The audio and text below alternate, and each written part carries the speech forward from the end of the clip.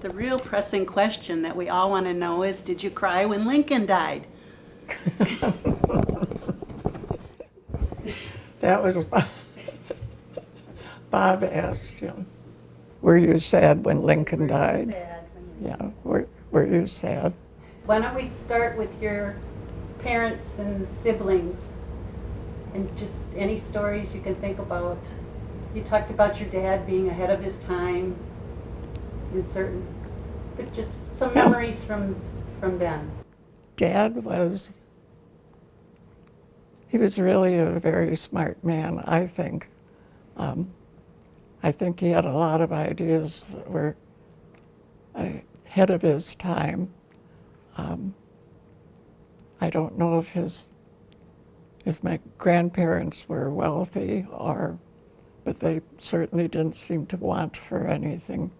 So my dad was able to go to college, which was unusual at that time for anyone to go to college. They had colleges, of course. I mean, it wasn't the dinosaur age, but it was fairly expensive, and you didn't have any aid, but his parents seemed to manage it, and he did too.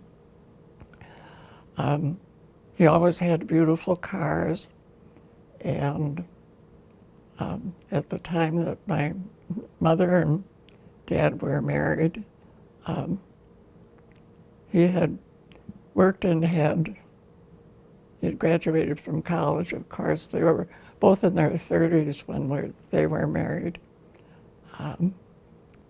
Let's see, I think I'll switch to my mom. She grew up, she was the oldest of 8 children, and their papa died when the baby was 6 weeks old. So here my grandmother was left with no income and 6 children and a new baby. And she got a piece of cardboard and made a sign using shoe polish and put it out on the front porch, and it said, sewing here, or sewing. And most of the clothing for families was done in their own homes. But she started, the 2 older girls quit school, and they went to work at Gimbel's. And the man who was, couldn't have been the owner, but he was the manager of Gimbel's, was very good to the whole family. And he kind of took the family under his wing and provided jobs for the 2 older girls. And then as the rest of the children grew old enough, why he provided jobs for them too. He also saw that they had Merry Christmases and a nice Thanksgiving turkey and things like that. It did a lot to help the family. Anyhow, my mom worked. She also worked for Marquette University. So I don't know when my mom and dad met each other, but at the time they were married, my dad had a business that was called Nuremberg Apron Company, and his idea was to take layers of cloth and lay it out on a table, and then cut like 6 layers at a time around a specific pattern. And then the women would sew them together. I don't know how many women he employed with sewing machines, but they had the old treadle machines where the ladies would pump the foot pedal and the needle would go up and down. Well, instead of having these treadles, he had a wide belt. It was about that wide, that ran from each machine up to a big rod that went across the ceiling. And that was connected to something, some motor, that would turn constantly. And each lady sewing could use some, I don't know whether they use the foot pedal to just start and stop the machines, or if they just, I don't know how that worked, but they would put them all together. And then he had a retail business at the front of this building. And as I was saying, by the time they were married, he had 3 other retail outlets in Milwaukee. And things were well. They had a lovely home in Whitefish Bay, and he still had his beautiful cars, and they had a maid and all kinds of nice, lovely things. And I was born on October 27th, 1929, 3 days before the big crash. And my dad had, it was like a corporation, he had some partners that were in with him with the business. And he tried to keep things going. Well, people didn't buy dresses and aprons when they could make them themselves. So his business slowly dropped to nothing, and he used the money to buy out his partners so they didn't suffer through that. But he lost the businesses, they lost the house, they lost everything, and it must have been awful for him because he grew up with, I think they had almost anything they wanted. My grandmother had a formal garden, rose garden with a pool and a koi in the pool, and she belonged to the Wisconsin Garden Club, and I think it must have been very difficult for my dad to go from living like that and then building a business and a life of his own that was doing well, and all of a sudden everything is gone. So I had 2 siblings. My sister Gail, who was like 2 years younger than I was, and Bob was 2 years younger than Gail, so we were all about 2 years apart. And I don't remember the first home that we lived in Milwaukee, but it was certainly nothing spectacular. And then we moved out to a home on the Bender Road. It was close to the river. And I think I'm sure we rented the place. But there weren't a lot of homes around, and this place had a long driveway. And we were all, I don't know if we had the measles or what we had, but we were all sick.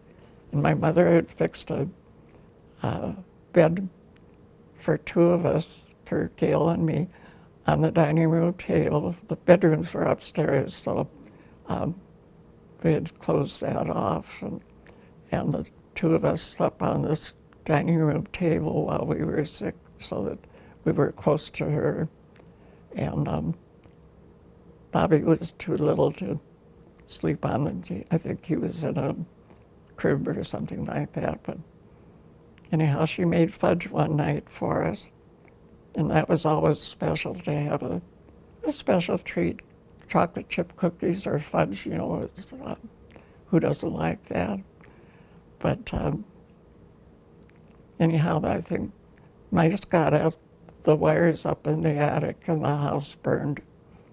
And I was supposed to hold Gail's hand and get her out of the driveway. We had to get away from the house, and Mom took Bobby. I don't know where my dad was, but he wasn't home at the time. And the driveway seemed to go on forever, and Gail tripped and fell and I was trying to get her out, and she was so angry because she said I pushed her, and then I dragged her across the stones in the driveway, and she had a skinned knee, and so, but it was an awful night, so, and I had to stay at my mom's that grandmother's home, and they gave me a pair of my uncle's pajamas, and I can remember them tying a knot at the foot of the pajamas, so, and then these long legs hanging out behind. So, and we were not able to go back to that house. It was not livable. It was just not totally destroyed, but it was bad enough that we had to go some other place. And when we went back to collect some of our things, the chemicals from putting out the fire were in the pan of fudge, and we all cried over the fudge full with chemicals that you couldn't eat. So I think from there we moved to a house on, I think it was 7th Street, but I don't really remember too much about it. But Bobby had a bad heart, and he grew up mostly in early years. He was in bed and wasn't able to get out and run with other kids, and people from they called it the curative workshop would come and bring like therapy, things for him to do with his hands. And and Gail and I we were fine by ourselves. We played by ourselves, and then the three of us would play together, and we would play Blondie and Dagwood. And one day we were going to play Cowboys and Indians, and Gail was supposed to be an Indian, and I used shoe polish. We had the measles and we had a rash. I used fingernail polish and painted stripes across her cheek. That didn't go over with my mom, nor did it go over much with Gail when you had to use fingernail polish remover to get rid of it. So, but from there, then we moved out.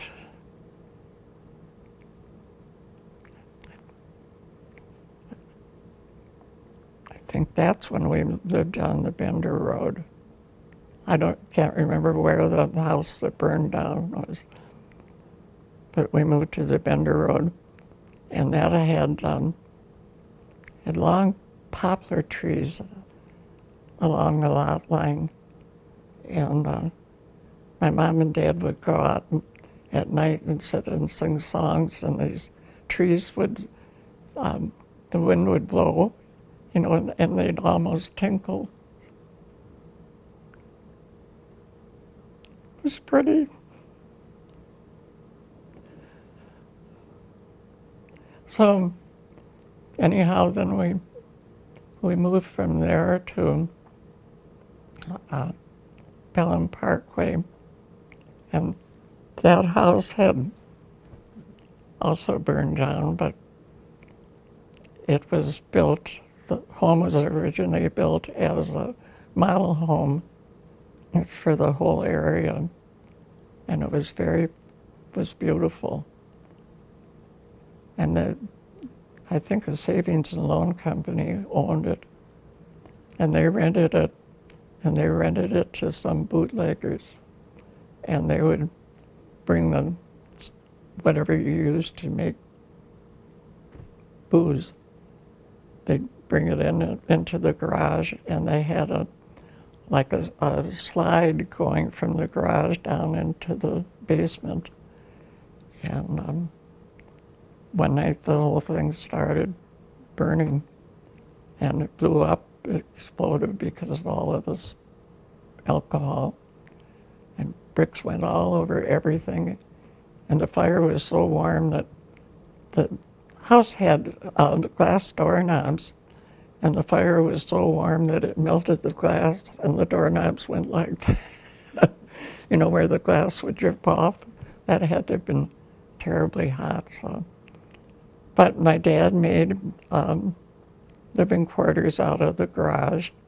It was divided. It was a two-car garage, and it was divided in half. Half was the kitchen and living room, and then the other half was 2 bedrooms, and there was a little the wall, and there was a little V and another wall. 2 bedrooms were here, and we had a pot. We didn't have we had 2 bathrooms, but the bathtub from the upstairs bathroom was in the basement. It was nothing but a big shell left, and a lot of dirt to clean up, and old wood, and it was awful. So, and then we had a little pot to pee in and do other things. And I think there's an old saying, is something about we didn't have a pot to pee in, and I thought, nobody knows what that means. I know what it means.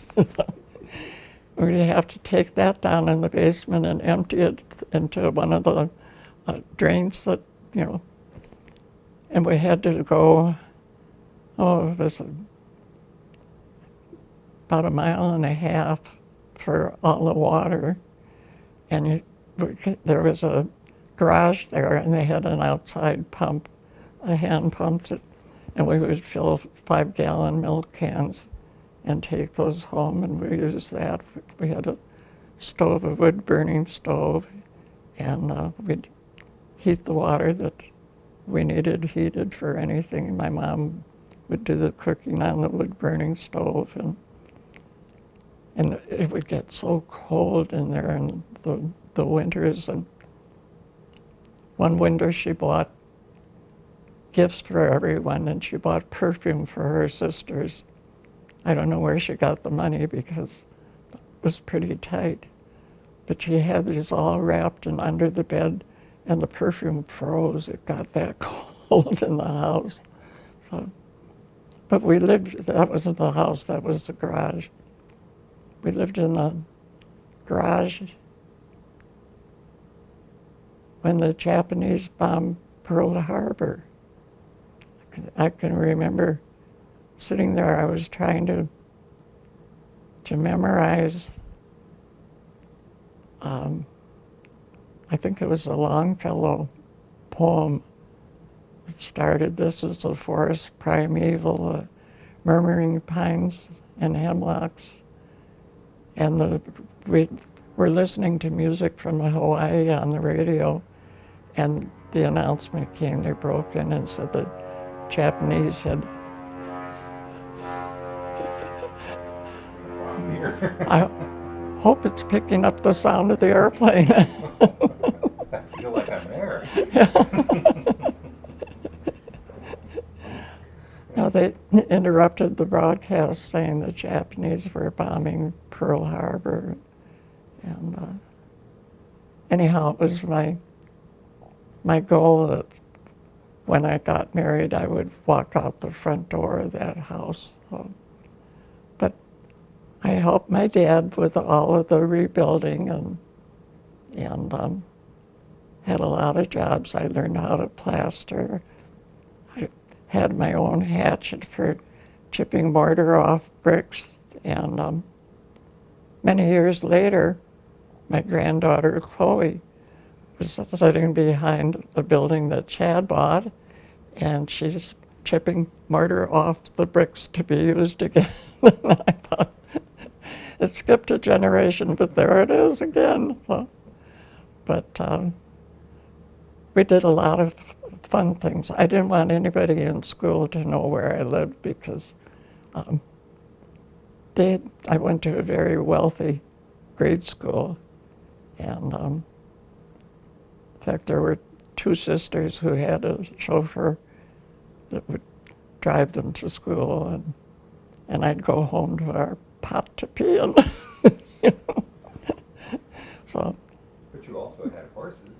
Yep, we had the horses, and they were fun, so they were wonderful. So this lady would ride her horses past our driveway, and Gil and I would both run out. Once we heard the horses, we'd run down and watch her, and we'd wave and she'd wave. And one day she stopped and asked if I would take care of one of her horses. She was getting another one. The horse was a retired polo pony, and her name was Playmate. And we took her, so staked her out in the backyard, and then my dad had built like a playhouse for us, and we made a stall in there, and so she had a place to stay. And I would crawl out the window at night and go get the horse and tie a rope around her nose and use that as reins, and I would stretch out, put my head on her rump, and we would just walk, and I'd talk to her or sing, and she was happy just walking around. So. And then in the day, she was really fast. Being a polo pony, she would take off and stop, and she'd stop and her legs would get, dig little ditches as they went along. I mean, she was good. So I raced her against all of the other horses we could find. She always won. So. Now you cared for other horses too. There's some stories behind Yep. some of the owners of those. And then the horse in the house. Yeah. I don't know how that happened. But. Well, I think I think that was Playmate, because I had ridden her somewhere and she was saddled, and I tied her to. We had a screen porch by that time. We'd moved into the house, and it was really lovely. We had a screen porch, and I think I tied her to the doorknob on the screen porch, and went in the house for something, and I think she just kind of backed up when the door opened, and she tossed her head and walked through the porch into the dining room and was walking around the table when my mom saw her. And my mom did a lot of screaming when we were growing up. So, a horse in the dining room. So had to take her out again. But then we did take care of other horses. There was a doctor who had 2 daughters, and they each had a horse. They lived about maybe a mile from our house. And I used to ride Playmate over there, and they, the girls during summer vacation would go to see their grandmother in Iowa, so they needed somebody to take care of the horses in the summer, and we were very willing to do that. So we had them, and one was Smokey and one was Starlight, and Smokey was a lot of fun too. He was an Appaloosa, and he had a darker front, and he got lighter as he went back. So he didn't like when you mounted him, so I would stand on the window ledge, and Gil would haul the horse across, and I'd jump and mount him that way. So, but he was pretty, so he was a really pretty horse. I think that was Playmate, because I had ridden her somewhere, and she was saddled, and I tied her to. We had a screen porch by that time. We'd moved into the house, and it was really lovely. We had a screen porch, and I think I tied her to the doorknob on the screen porch, and went in the house for something, and I think she just kind of backed up when the door opened, and she tossed her head and walked through the porch into the dining room and was walking around the table when my mom saw her. And my mom did a lot of screaming when we were growing up. So, a horse in the dining room. So had to take her out again. But then we did take care of other horses. There was a doctor who had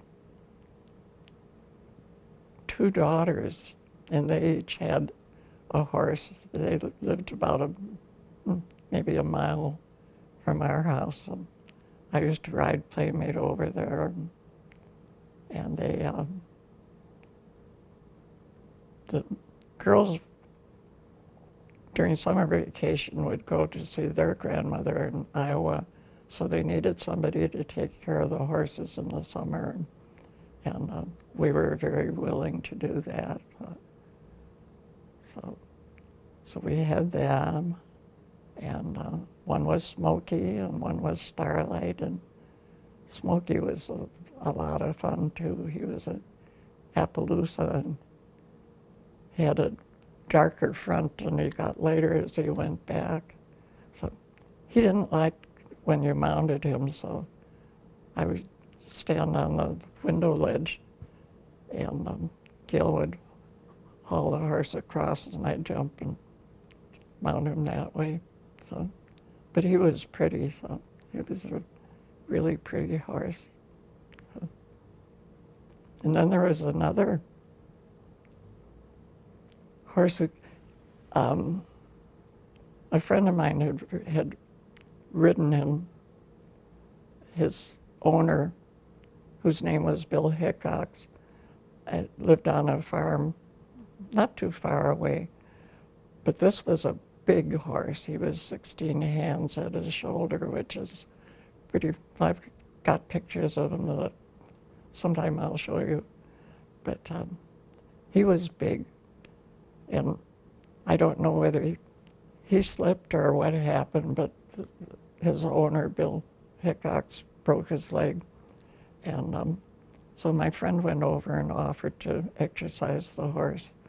And she was riding home one day, and it was raining, and the horse slipped on tarmac road, and she didn't get her foot out of the stirrup fast enough, and he went down. And the horse had a Western saddle with wood stirrups, and she broke her leg in several places. So when I heard that the horse was fine, he had a few little scrapes, but didn't break anything, so I thought I could go and exercise that horse. I knew I could do it. So I went over and offered my services, and Bill Hickok lived on a farm, and they had a fenced-in area pasture that was fairly good size. So he saddled up the horse and said I'd take him around once, and the horse was getting away from me, and I couldn't stop him. I had, and I so wanted to exercise him. He was so big and so beautiful. So he had white stockings. His name was Socks. He had big white stockings all the way up on all 4 legs, and he had a white blaze down his nose. And so we went around, and I thought, if I aim him for the fence, there was a truck behind the fence. I thought he could probably try to jump the fence, but he couldn't make it over the truck too. I knew I could get him stopped there. So that's what I did.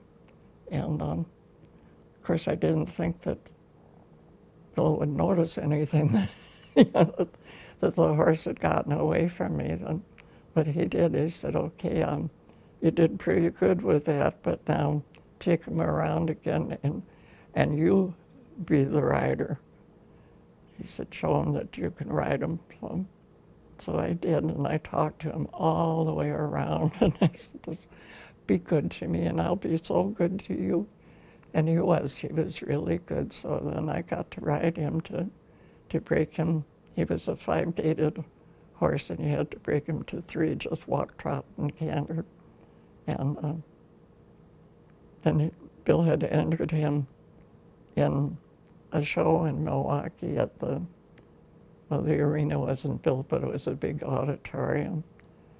And a week before the show, he brought 2 tickets for my mom and for me. And when we got there were boxes right up front. And I was beside myself. I thought, this only happens in movies, not real life. So, and then when he came out riding the horse, he was pretty good looking to start with, but he had on a black suit and a white shirt with a lot of sparkles, like rhinestones, and a white hat with a dark black brim around it. And he did the barrel racing and some other things. And he won a blue ribbon. And when they finished and he got his ribbon, he came over to the box and had the horse bow and gave me the ribbon, and I cried and cried. Did you teach some horse to jump too? That was Playmate. Playmate? Playmate could do anything, so I thought I would teach her how to jump. I'd seen a movie or something. When we went to my grandmother's house on a weekend, the kids could go to a matinee at the show, and I must have seen something where they had these races. I think it was a state fair race or something where they jumped, and I thought I can teach Playmate how to do that. So I built a jump, and they called it a knock down and out. And this was the wood going up, and then they had like a long nail or I don't know what you call them, but that would go at an angle, and then you'd have a crossbar that would rest on that. So if the horse hit it, the crossbar would go down rather than the horse going down. So I had this all worked out, and I built my own jump and got Playmate all saddled up and took a run at it, and she hit the crossbar, and she didn't fall, but it was doggone close, and I managed to stay on. But I had aimed the horse at the jump the wrong way. She could not have knocked it down. I mean, she would have had to knock the whole jump down. But we were all right. I also figured she could drive a cart. and friends had a governess cart that had big wheels on it and an axle that stuck out from the wheels, and it wicker seats around. And so we took Playmate over and hitched her up. And I don't think she had ever, she wasn't trained for that, but she'd try anything, So we went home, and I had the two friend girls and Gail, and there was another friend of ours. And everybody was in the cart. And Mom came out and saw us all off, and I took her down the driveway and wanted to turn to the right, and the axle hit a tree, and the cart went over, and kids were sprawled all over, and the horse was jumping, and the reins were broken, and just everything. And so that was sad. We had to, pull the cart up by ourselves and carry it all the way back to their house, and then I had to tell Dr. Friend what I had done and offer to pay for a new harness or have it fixed, because it was just, pieces. It was very fortunate. But there again, my poor mother, Dogs too, were they a big Oh, part of your life too? yep. We always had a dog. And if we didn't have one, or we did, and we'd find a stray dog, and if Bob was with us, we took off his belt, put it around the dog, and hauled the dog home and fed it, so it would stay home. And it usually did. So but we had quite a few strays. And you had collies? Yep. I was in high school then, and I was dating a boy whose dad was a doctor also, and he was starting his own kennel, and they had horses.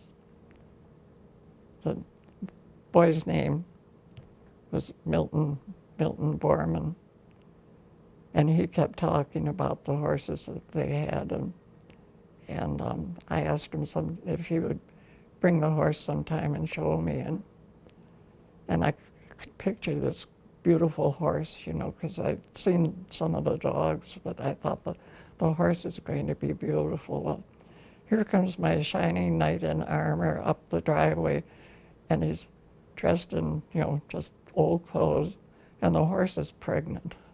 You know, and the horse is plodding along, and she's about big. I thought, oh no. So, but anyhow, I didn't ask to ride the horse. Well, that kind of leads into how did you meet Dad?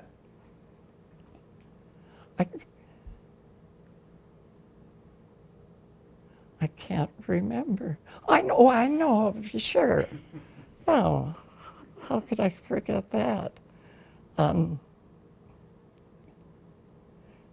Dad and his best friend,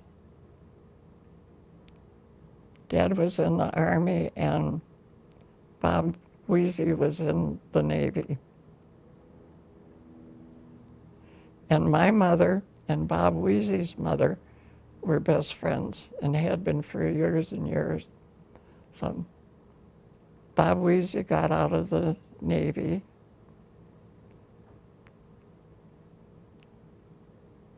Yeah, and he bought a dog, took it to his mom's house, and then found out that they didn't allow dogs. So he had to find a place to keep the dog, and his mother asked my mother if we would take care of the dog until Bob found a spot for it. So we did, and the dog was an Irish setter, and we kept Bill came out with Bob to bring the dog out. And that's how I met him at my house. And we talked for quite a while. Gil was there too. We talked for quite a while about, you know, taking care of the dog. And then they left, and Gil said, that guy is going to call me. No. Something about Bill being really good looking. She said, I like him. And I said, he is good looking, but he's going to call me. And he did. So that's how we met. So, and then the next time that they came out, Gail and I fixed a table, and we took some kind of must have been a beer bottle or something, and we melted crayons and dripped it around the beer bottle and put a candle in it, and real jazzy. And Dad had a car that wouldn't start. Well, it would conk out. So, and he drove cab when he got out of the Army.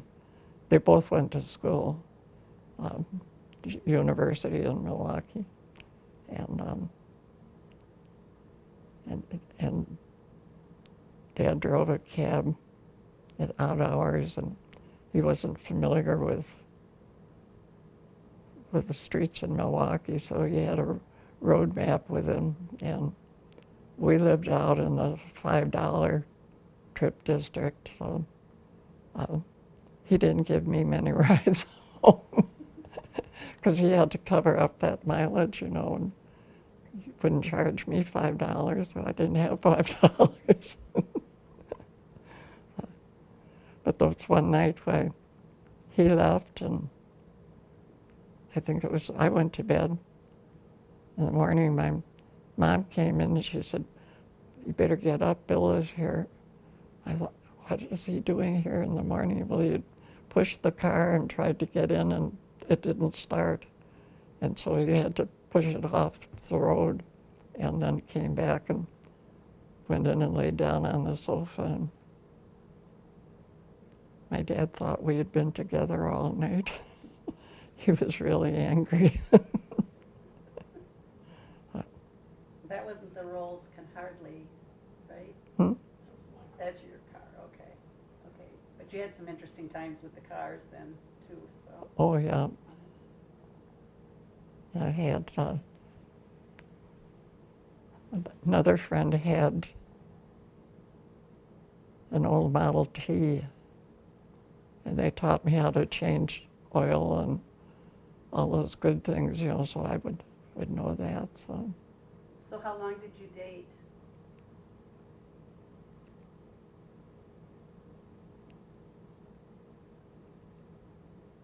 See, Thanksgiving, year and a half. Now, you just celebrated or would have observed your 70th. 70th wedding anniversary. anniversary, yeah. Tell us about your wedding day. Well, we were married at St. Boniface Church. And it wasn't much of they were building the church. So the services were down in the lower level. And it looked like a church, down there, but the big church itself hadn't been built yet. But my mom made my dress. Oh, the basis for the dress, Bill was elected prom king, and we were dating, and he was supposed to take the president of one of the sororities, and he said no, he didn't want to take her, he didn't know her.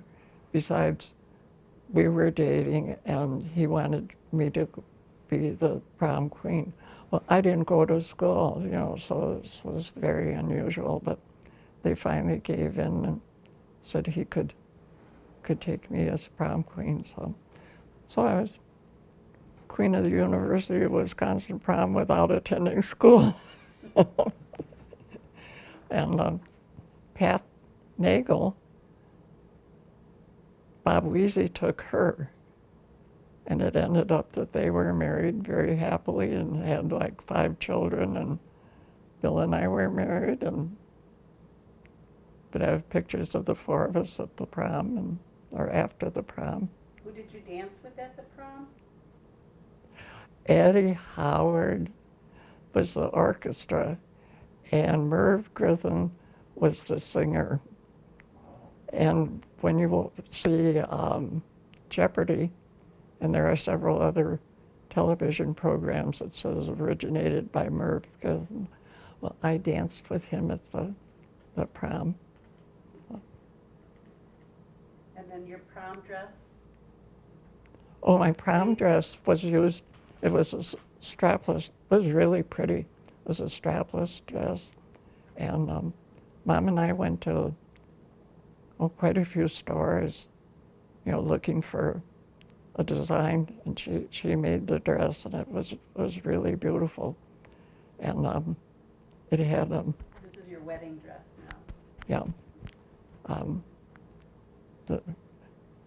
the prom dress had like an orchid color sash going across and then because I was getting a corsage, we had an orchid strap going over one shoulder.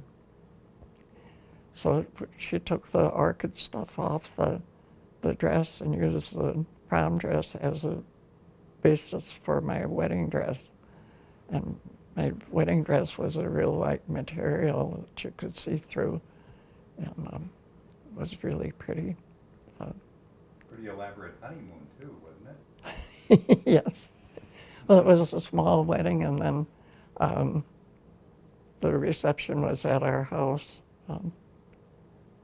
No horses attended, but we flew to Chicago for our honeymoon, and I had never been in an airplane before, and Bill had never landed. He had enlisted in the paratroops right out of high school, so he had always jumped, but this time he landed, and we didn't have, seemed like early years we never had money for anything, but we really didn't have a lot of money, and Bill kept saying, Uncle Gus will give us a check. It was his mother's brother, was Uncle Gus. He was a colonel in the Army, and he wrote out a check for $150, and Bill said, this is due for our honeymoon. And I think we stayed at the Drake Hotel, and Bill said I should carry my own suitcase so that nobody knew we were newlyweds. And the bellboy came, and I think he carried the suitcase up and unlocked the room and turned on all the lights and showed us where everything was. And then when he left, he said something about have a nice honeymoon. And Bill said, how did you know? And he said, you're both wearing new shoes. So our honeymoon, we ate at a Chinese restaurant, and Bill had liver. I don't remember what I had. We went to a Cubs game, and then we went to cash the check, and they wouldn't cash the check because we weren't from Chicago. So here we had this $150 check that wasn't doing us any good at all. So we pooled our money, and we had to take a bus home. And I think when we got home, we had 80 cents left between us.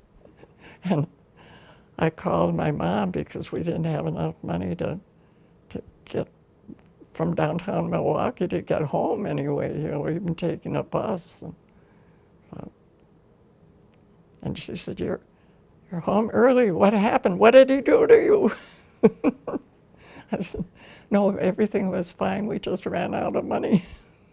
Bill went to college under the GI Bill of Rights. Any returning serviceman or serviceman could apply for it. And I think it was like $125 a month. But they had converted plant on the way to Baraboo, between Sauk City and Baraboo. It was a big plant that made black powder for the Army, and they had a lot of barracks for the workers to stay in because it was out in the middle of nothing. So the university apparently had purchased this land and used the barracks for returning soldiers, married couples. And so we lived at Badger Village, and then had to take a bus in for school, and I got a job at J.J. Fitzpatrick Lumber Company. And I went in with a bookkeeping machine that they were putting in, and I had worked at Northwestern Hanna Fuel Company in Milwaukee, and I had operated the bookkeeping machine there, and there was a nice man who was trying to get a job for me so I'd have some income when we moved to Madison or out to Badger Village. So he called the machine company, and they were putting in a bookkeeping machine at this lumber company. And so he called the lumber company and said, you're getting a new machine, and I have a woman who's trained on it, and she's looking for a job, so they hired me on seeing them. What is a book-making machine? I mean, a bookkeeping machine? It had a card, and you would type out the charges and the route for shipping the. And then did you ever work for a telephone company too, or No, that was in Fitzpatrick Lumber Oh. Building. that you did? Yeah, it was what do they call it? The board with the little slots and the plugs that you connect the phones. And I would work that for filling in for lunches or breaks, And Switchboard. yeah, that's it. You had a famous customer at the lumber company too. Oh yes, You did? yeah. Frank Lloyd Wright, and he always wore a black cape, and it was flowing, and he'd march through the office to see JJ, and that was something. Bill got out of going overseas. Huh? How did Bill get out of going overseas? Well, I just mentioned he was in the paratroops, and their last jump, they were supposed to be fully dressed with a backpack and everything they had to carry, their guns with the bayonets on and whole works, and something happened that instead of landing over land, I mean, after they jumped, they ended up landing in some water, and it wasn't real deep, but it was water, and nobody really expected that. And I don't know what he did, but he ran the bayonet through his upper lip, and so his company shipped out, and he didn't. He was in the hospital with stitches. So then Uncle Gus was the one who got him a job as a chaplain's assistant in the Fifth Army. So that was interesting. Uncle Frank had a business.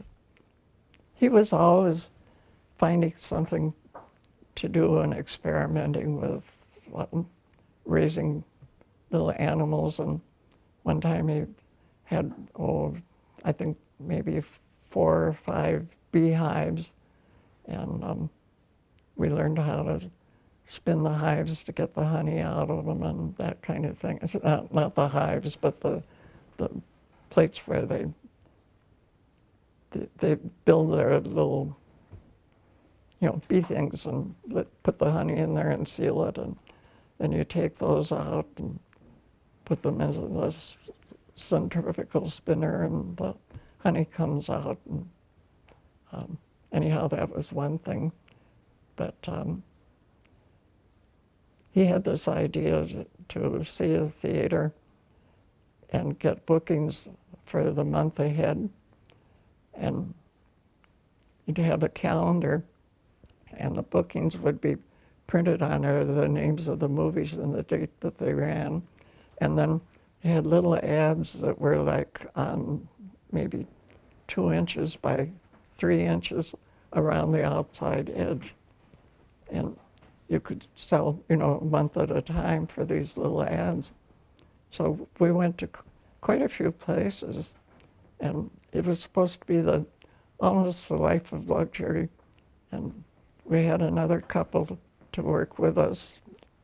Well, the girl and I didn't work, but we went along. And we started out staying in hotels. Well, we found out that you didn't make enough money to stay in a hotel, especially if you're renting 2 rooms, So anyhow, we looked for boarding houses then and stayed in boarding houses. And we'd just sit there all day, Jerry and I would, while they'd be out. So then we had reservations for, I think it was Sturgeon Bay, and we got a cottage there, and we went shopping. We bought all kinds of food for the week we'd be there, and butter and lettuce and hamburger meat and bread for toast, everything you could think of. We had it in the trunk of the car, got it home, and they went out and started selling the next day, and it fell through. I don't know what happened. The guy couldn't get the movies. Something happened that, there was nothing to sell. So here we were with all this food in the middle of summer, and had to leave the beautiful college on the water, and packed everything in the trunk of the car. And by the time we got home, the butter had melted and run all over the lettuce, and it was a horrible disappointment. And we moved in with Frank and Munda and stayed there for a while until we decided that Bill better look for a job. And then he contacted placement at the university, and they gave us Burlington. And when we got to Burlington, we went to the wrong newspaper. So Bill went in, and they said that they hadn't run an ad or anything, but they were looking for somebody if he was interested. Oh, and we had also bought a new car for driving this, sales route. It was a yellow convertible with a black top. It was beautiful. But it was like $90 a month payment for the car. Well,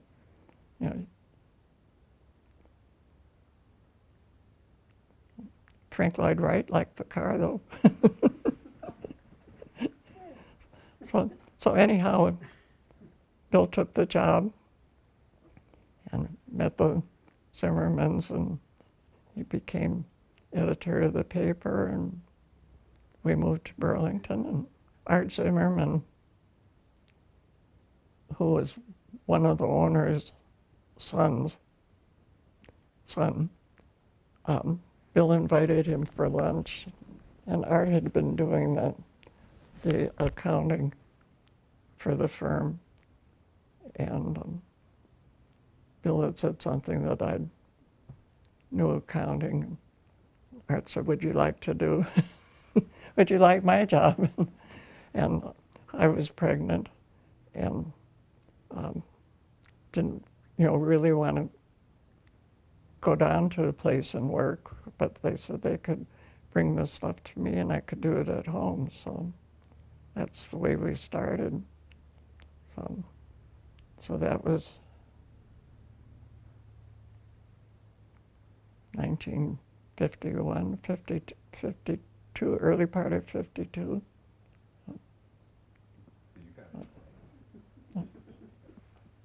Where were you living then? The house is still there.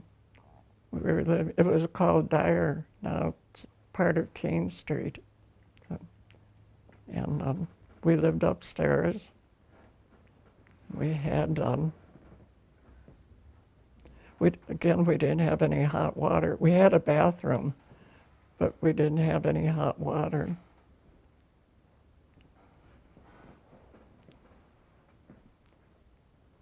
And it had an outside step going up, which was interesting. Had a long way. And when we went to visit my mom, we'd take towels along and everybody take a shower or a bath. and Kathy was born when we lived there, and the people who owned it lived downstairs, and they said, as soon as she starts walking, you're going to have to move, because it was not built, you could hear anything that was going on, and they said they couldn't take the little baby steps. So from there we moved to, one of the things that happened there, my Dad's mother gave us his bed, and it was a beautiful thing when I think about it now. Had a big backboard, and it was all oak, and it was carved. The backboard went like, like that, and then it had leaves carved out of it, vine-like, and it was just beautiful. But it was a huge thing, and it was heavy, and it wasn't in style. And I decided one day I was going to, bring it up to style, so I bought some K-Pock and some nice plastic material and some hobnails, and I took the big beautiful headboard out in the backyard and put it across 2 chairs and started sawing the top off of it. And my neighbor came over and he said, "What are you doing?" And I said, "I'm making a Hollywood bed out of it." He said, "My God, girl, do you know what you have done?" He said, "You've just destroyed a beautiful piece of furniture." Well, I didn't know. Now, you've been involved in other construction projects and wiring and Oh, yeah. a lot of do-it-yourself. Yeah. Well, that was in the house on Park. So, no, we moved from the house on Dyer Street, we moved to the house across from the fire station. And that was, at the time there were 4 wards in Burlington, and I don't know how many blocks in each ward, but the only way of notifying the firemen, they were all volunteers, they would have this blast for like 4th ward, where they'd go boom, boom, boom, boom. Then the next one would be the number of the block within the ward. And I think they could go up to maybe 10 blocks. So you'd have 10 more of these things.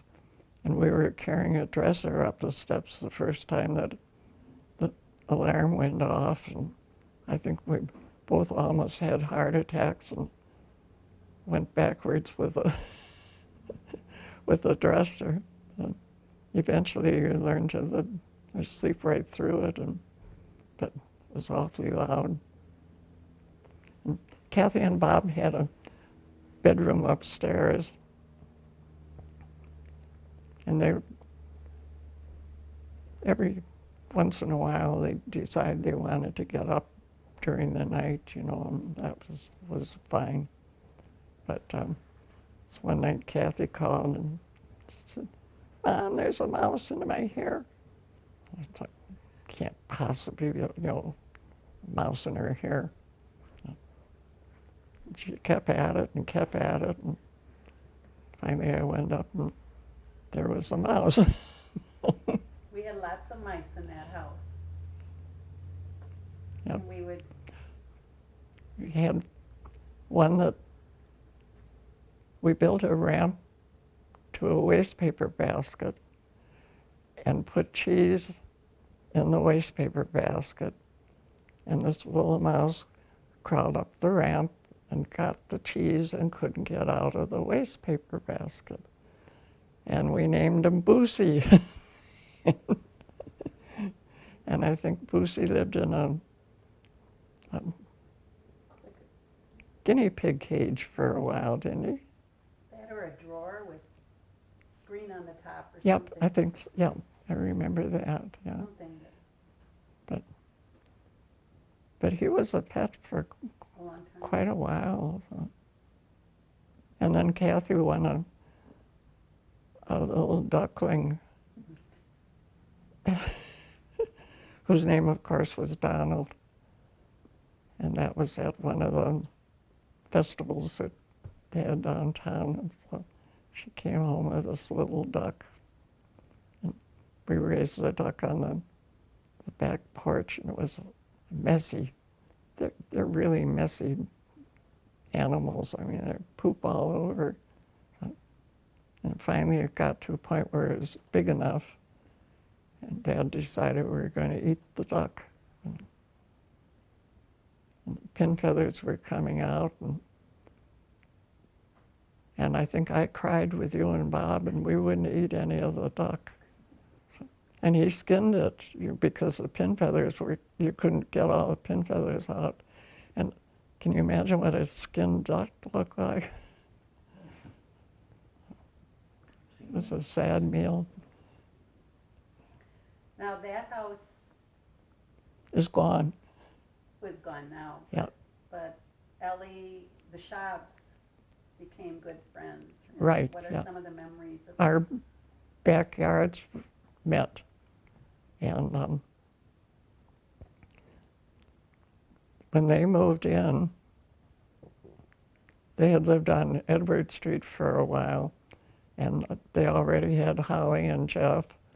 Kathy was the oldest, and Jeff was about 6 months younger than you were, and Holly is about a month older than Bob. So the 4 kids were all, close in age and played together, and that was kind of fun. So, wiffle ball and things like that in the backyard? yep. That was wiffle ball, and I think we had a little swimming pool. Swing Right. set. Swing set. Hmm? A lot of swing set and things Yeah. like that too. But the swimming pool, after the kids would go to bed, then Ellie and I would go out and sit in the in the little swimming pool. Skinny dipping? And from there then, moved it up on the other end of Yeah, we Park moved Street? then to the other end of Park Avenue, and that was our first new home. So Ed Dunford built that house, and he built it for speculation. And we bought the house for $17,000, and we didn't have any collateral, so we couldn't get a loan through the bank. But there was an older couple in Burlington, and they said they would finance us. So we paid the bank, but it went to them, and they never came to see the house or anything else. They were a lovely couple, and we were friends, but they never, bothered us, and we always saw that we paid on time, and I figured, we'd be eating hamburger for the rest of our lives, and we weren't, but Bob was born when we lived in that house.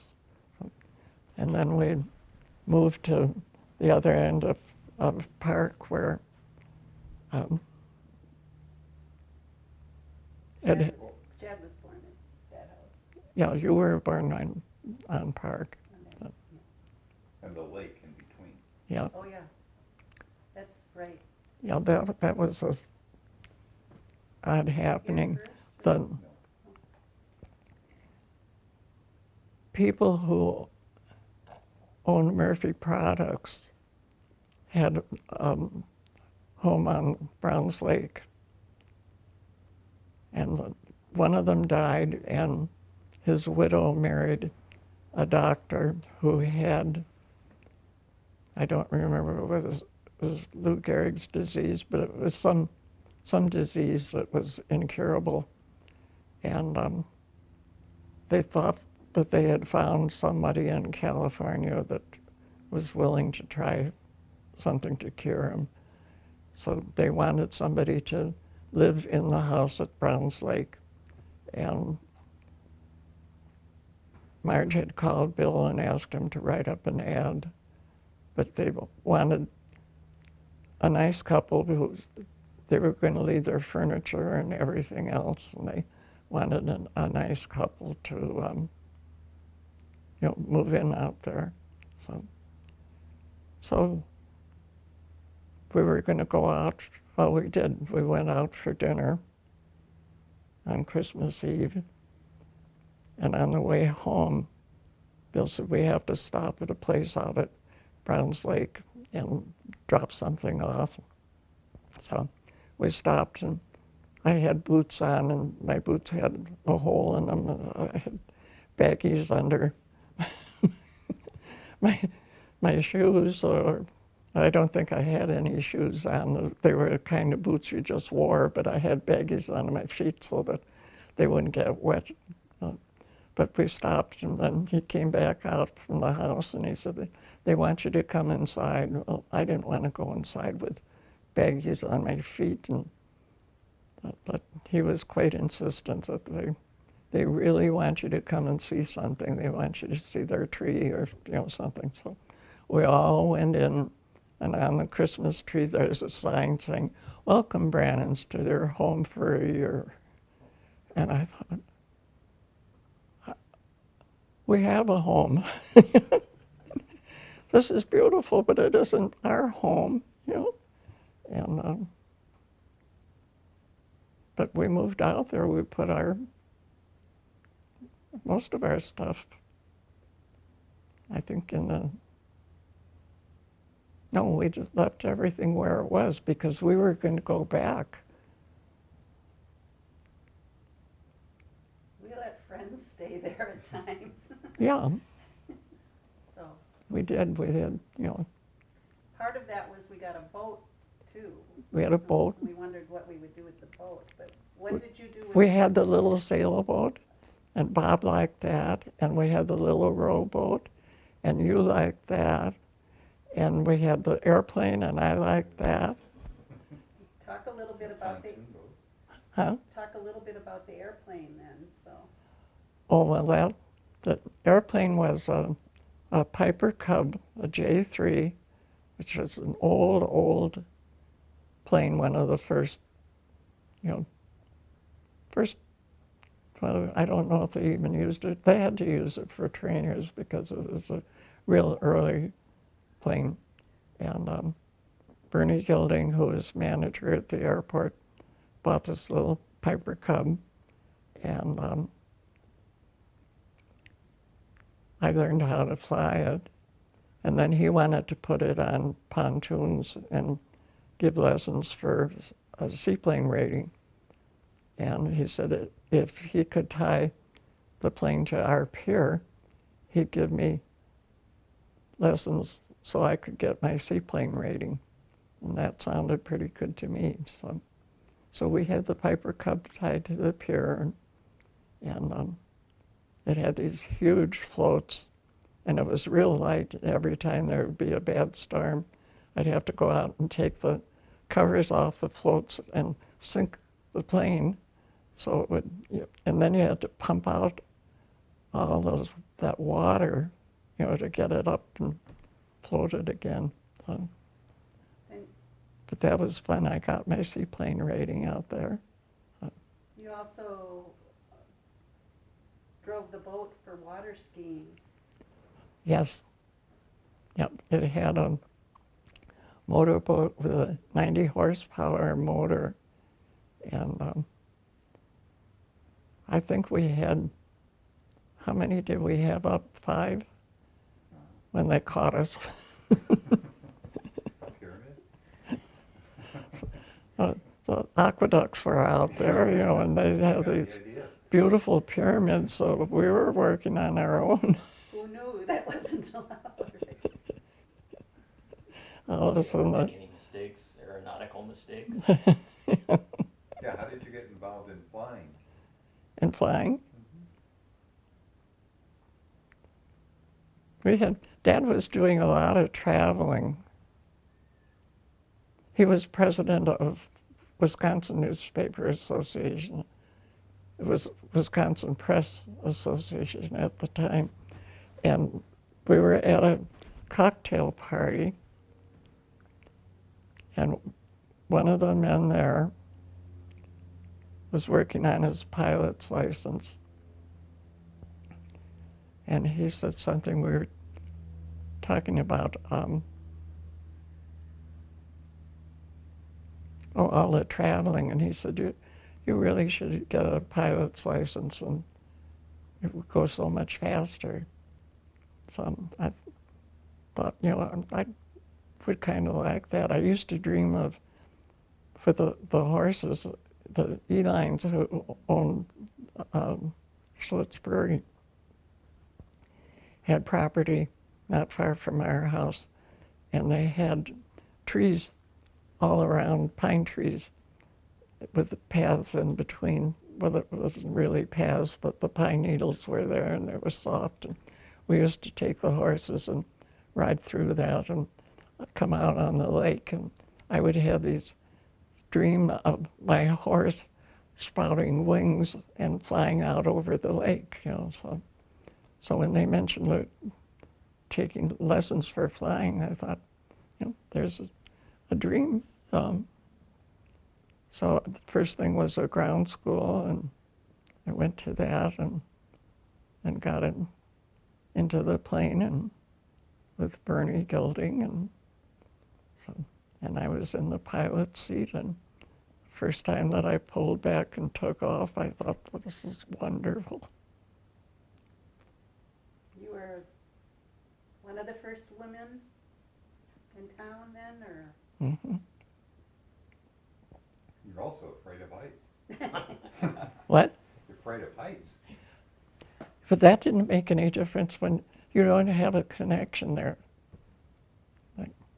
Like I when we moved here, I couldn't lean over the railing upstairs, but you don't have that connection in a plane or a balloon.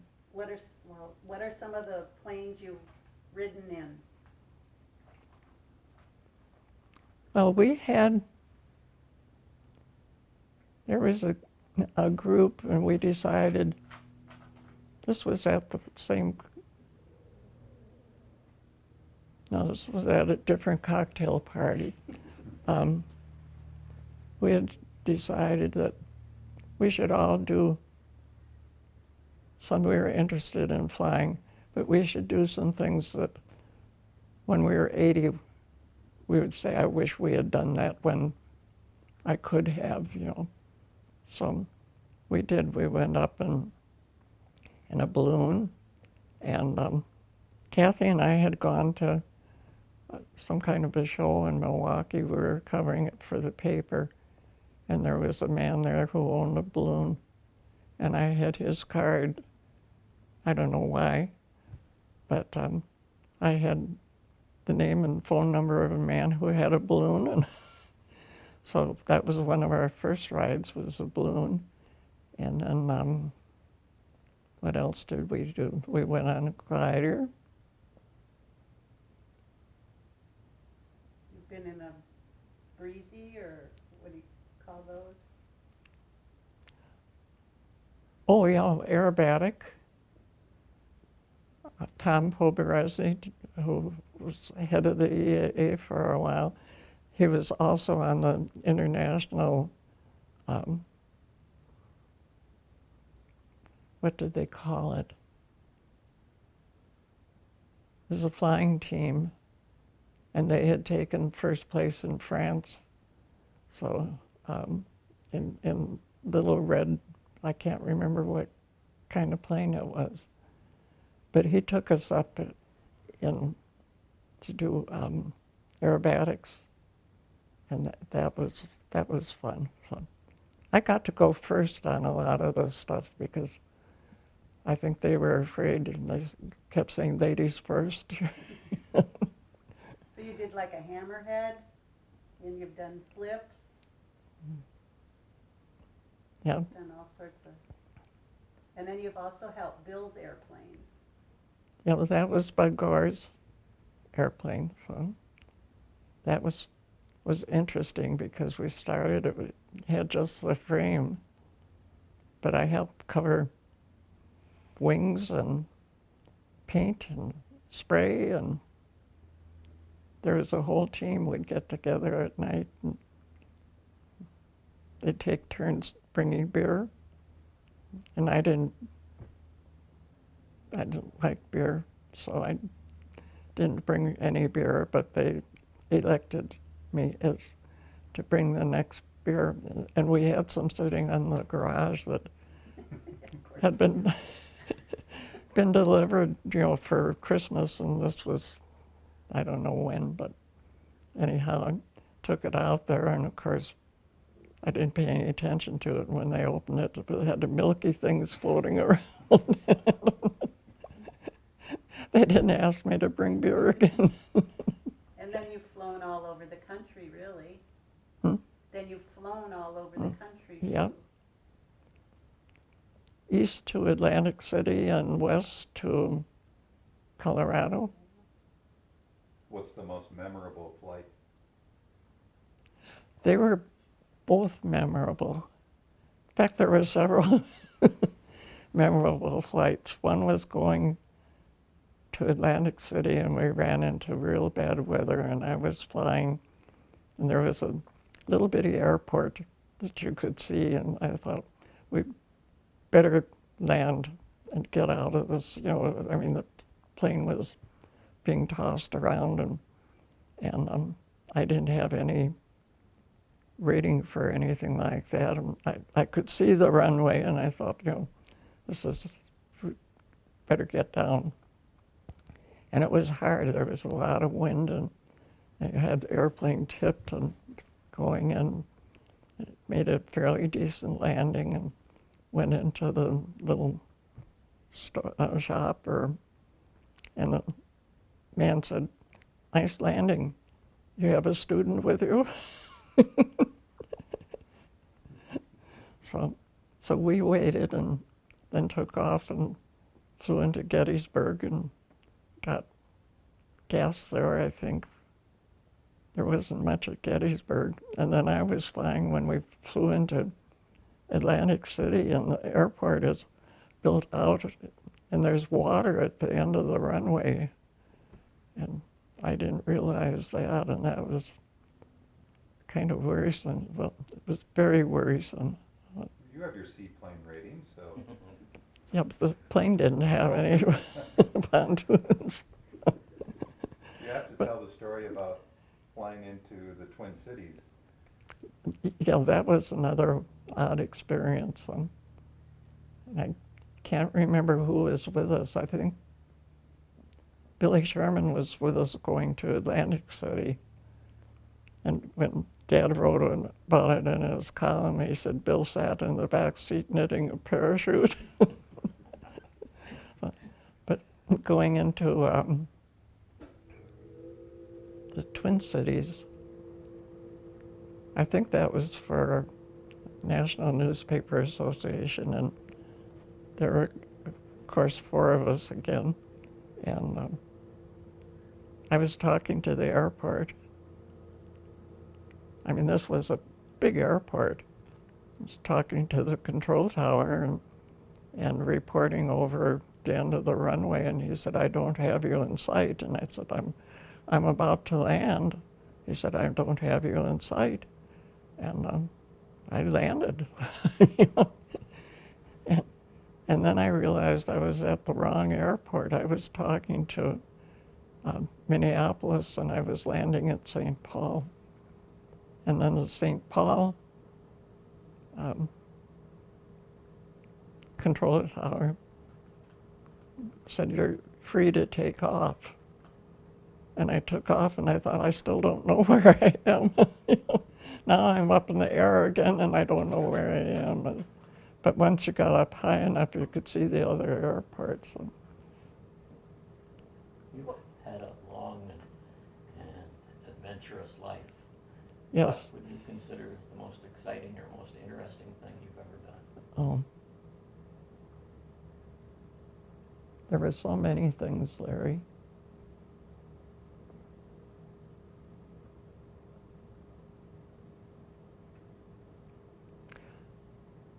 Dancing at the White House.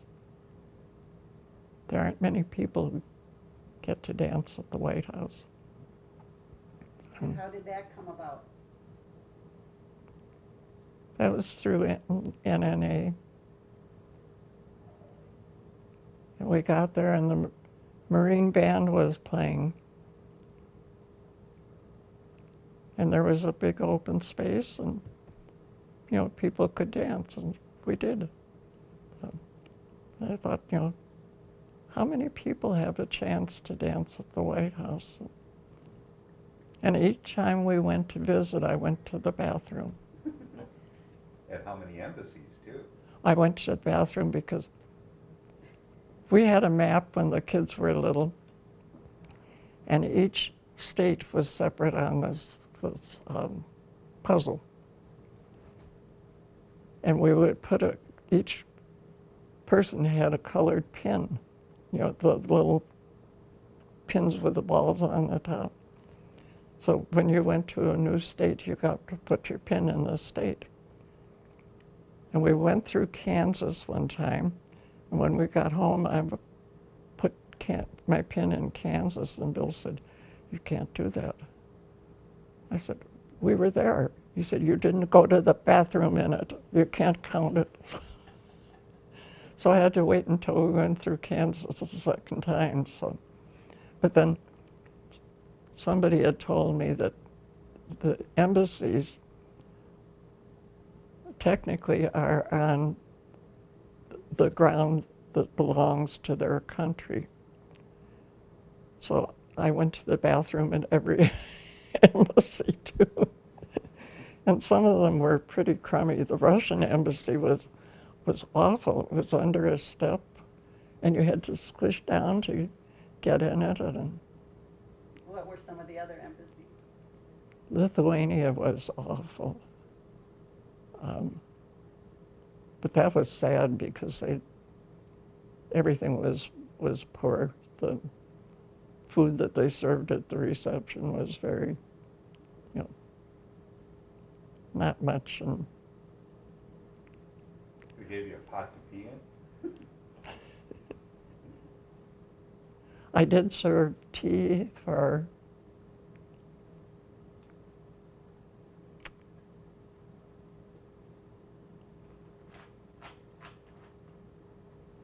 trying to think of the embassy. Kuwait? Yeah. Kuwait. So, at an NNA convention. Now, you've met a number of dignitaries over the years and hosted people here. Who are some of those memories? Oh, we always had a lot of baseball players because Dad liked them, And there were two. Some of them are really tall. I mean, they're big people. When you look at them down on a field, they don't look that big, but there were two of them, and they played on that little ping pong table downstairs. Do you know their names, or who they? I don't remember their names. I really don't remember. But they had these cues, and they could have leaned over and put the ball down. I always like cars. You like to go fast if you could, too. We always tested them to see what they could do, but Yeah. No, I had an employee of ours who was out of prison, and he bought this souped up Buick. It was a light blue. And he had promised the warden, I can't remember the name of the, Joliet, that's where he was in Illinois. And he had promised the warden he would stay out of trouble for 5 years. And at the end of 5 years, he had managed to stay out of trouble. I think he lost his driver's license anyhow, but it wasn't anything terribly bad.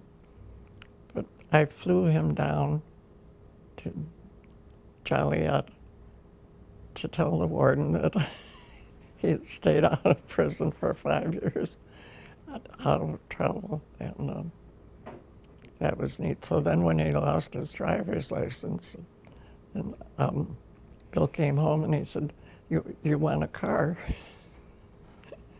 A nice car. So I got that one. I can't remember what it was. It was some sport deal. I can't remember the name of it, but it would really go. It would just boom. So Dad had written quite a few pamphlets on. One of them was starting central printing plant and that kind of thing. And he said there were 4 or 5 of us who worked on all these pamphlets.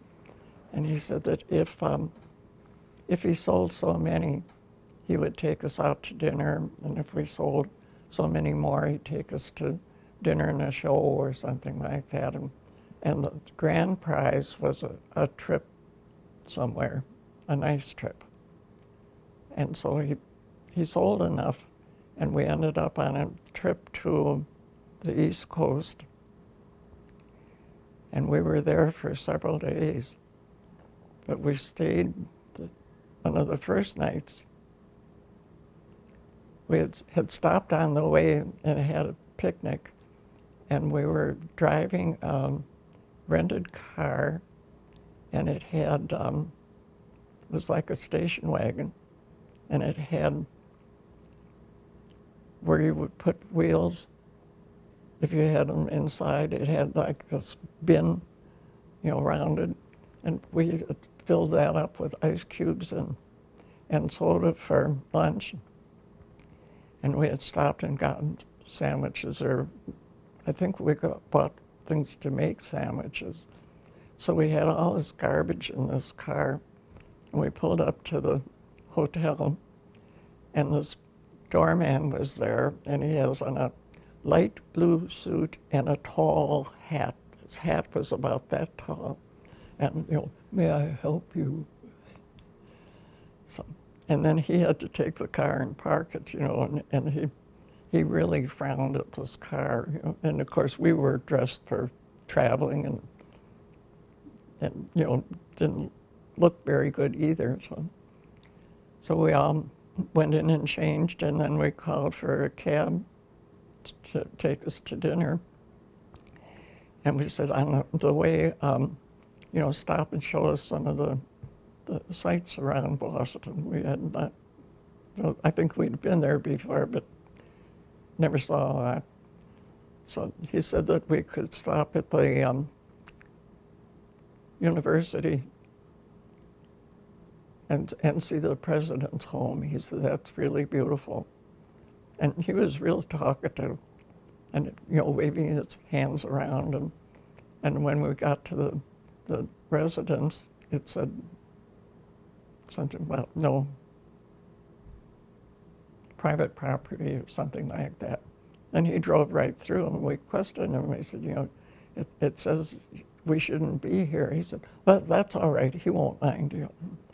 So, and we went on, and he showed us a couple of other things, and all of a sudden there's a brrr behind us, and I don't know whether he was speeding or what happened. He was waving, but anyhow, he was driving drunk. And the police got him. So here we are in this cab now, and we have no way to get home, So the police offered to take us back to the hotel. So we pull up, and here's this guy with a tall blue hat, and we're getting out of the police car. And again, he looked. So I thought, we didn't bother explaining. We just got out and put our noses in the air and walked. But that was fun. Then we took a trip to Monhegan Island, and we stayed at a Christmas place, a little bed and breakfast like, and I forget the mountain out there. But that got fogged in. We got part way up and had to turn around, and we visited a museum with Rockwell paintings. So Norman Rockwell, he was one of my favorites. But I've really done so many things, that you never believe you could do all of that in one lifetime.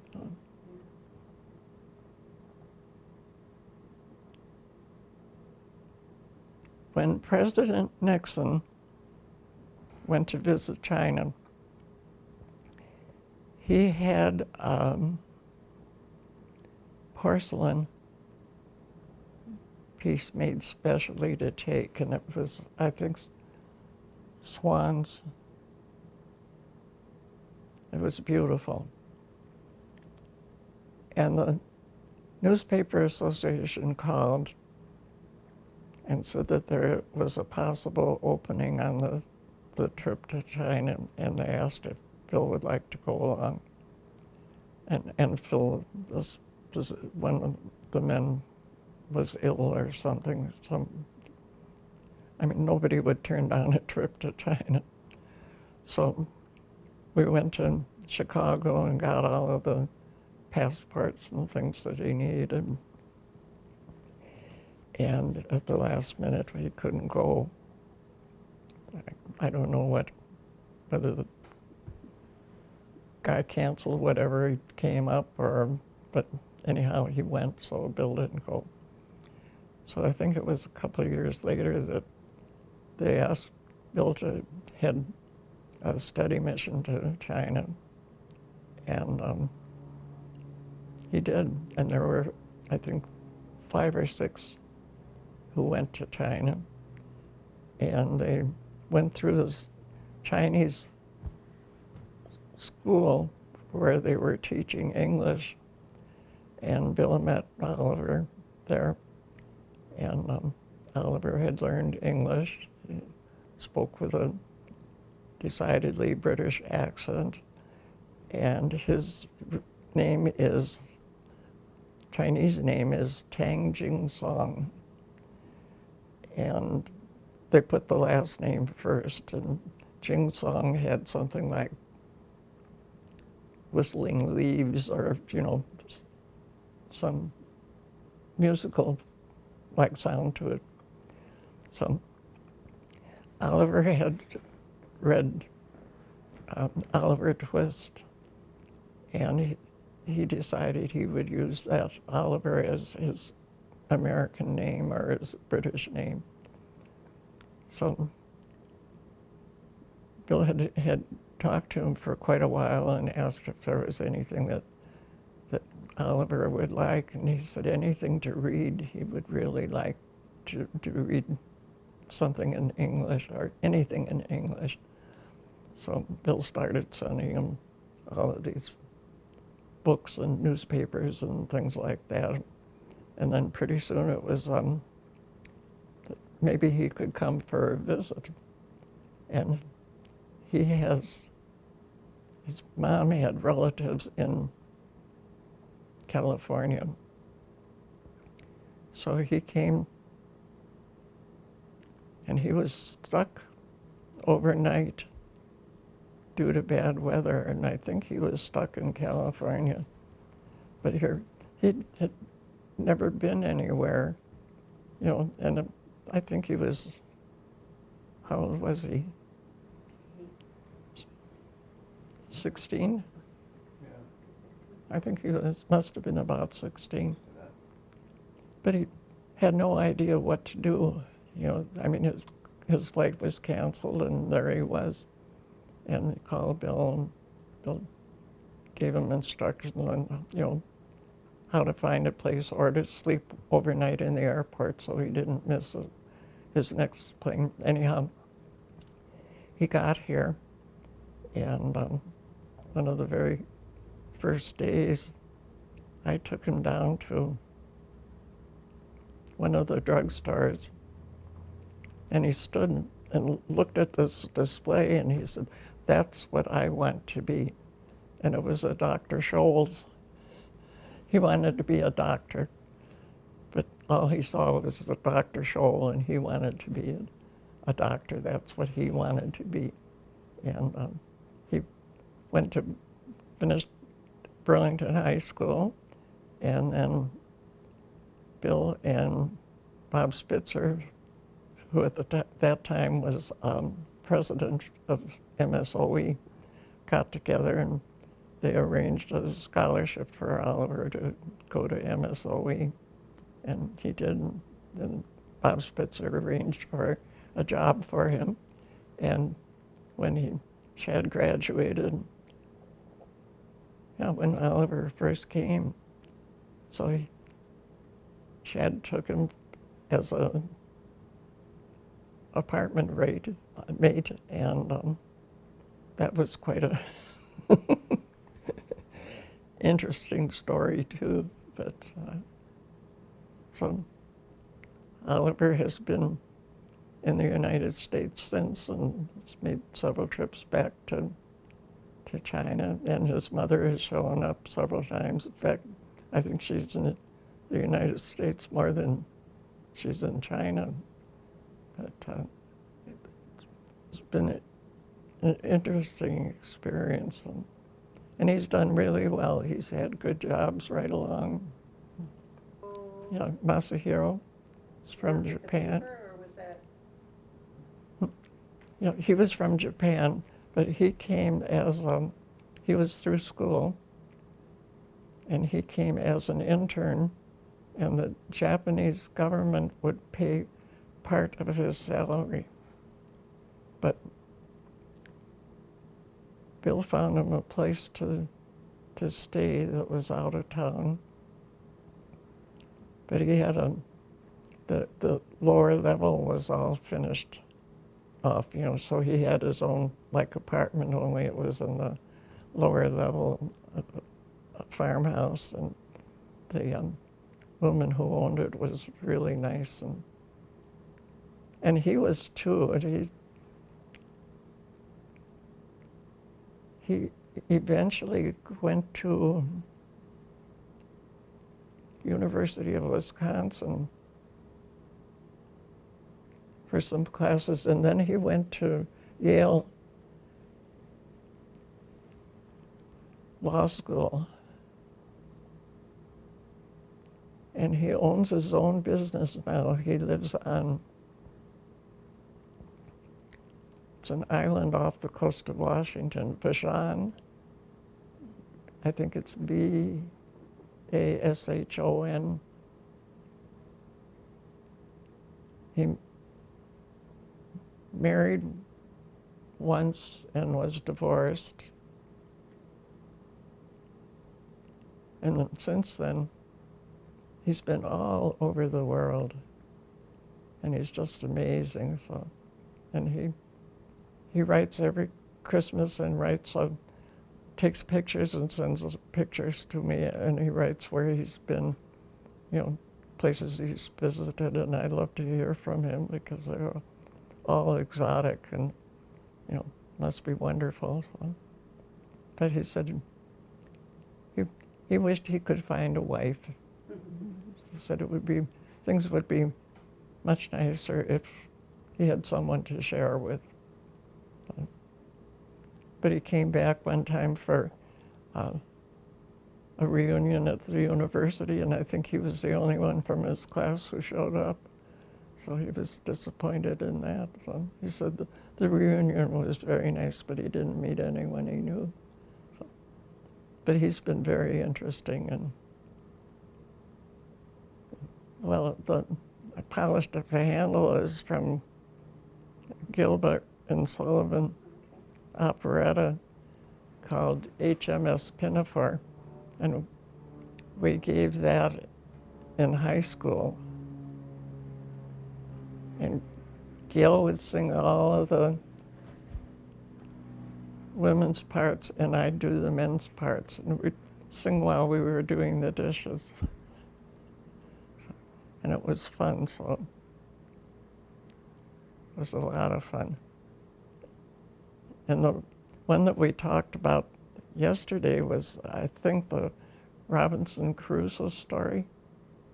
That was, the night was thick and hazy when the Piccadilly days carried down the crew and captain to the sea. And I think the water drowned them, for they never found them. And I know they didn't come ashore with me. I spent no time in looking for a girl to do my cooking, as I'm quite a clever hand at making stews. But I got that fellow Friday just to keep the tavern tidy and to put a Sunday polish on my shoes. So, and it goes on and on. We had a Victrola with a horn on it, and the records were about that big. And this one, I can't remember the name. I'm surprised I can't remember the name. But he talked this, and there was music in the background, and it was, the sun goes up and the sun goes down, and the hands on the clock keep going around. I just get up and it's like, and it's time to lay down. Life gets serious, don't it? My shoes untied, I don't care. I ain't planning on going nowhere. I'd have to wash and comb my hair, and that's just wasted effort. That's all I remember.